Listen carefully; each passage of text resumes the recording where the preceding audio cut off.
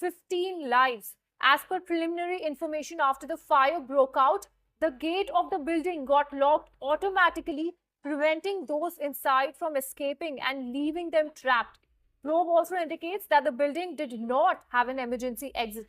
Due to insufficient space on the staircases, many people jumped from windows to save their lives. According to official records, the building where the fire broke out had originally received approval from the Lucknow Development Authority as a residential property. However, it was allegedly converted into a commercial complex in 2014. An investigation is underway and the administration is examining the building's safety measures and compliance with fire safety standards.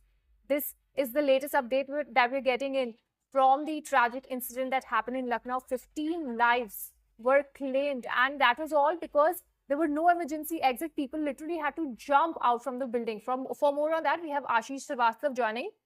आशीष, हमें अब पता चल रहा है कि building के जो exits थे वो ही बंद थे और लोगों को जंप करना पड़ा था वहां से बाहर निकलने के लिए।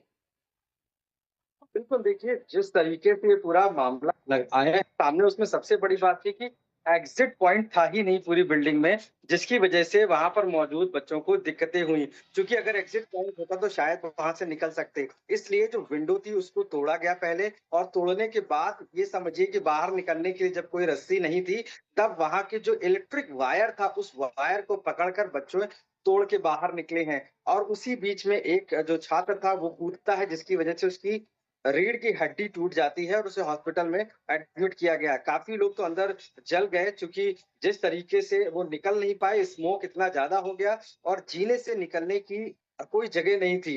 ऐसे में खिड़की तोड़कर बाहर निकलना ही था। इस वजह से जितने लोग एक-एक करके उतर पा रहे थे उस लाइन से, यानी कि जो इलेक्ट्रिसिटी वायर था, उससे उतर पाए। जो लोग नहीं उतर पाए, वो अंदर ही फँस गए और उनको मौत का सामना करना पड़ा। तो ये फायर एग्ज़िट विंडो नहीं थी वहाँ पर, ना ही कोई ऐसा गेट था।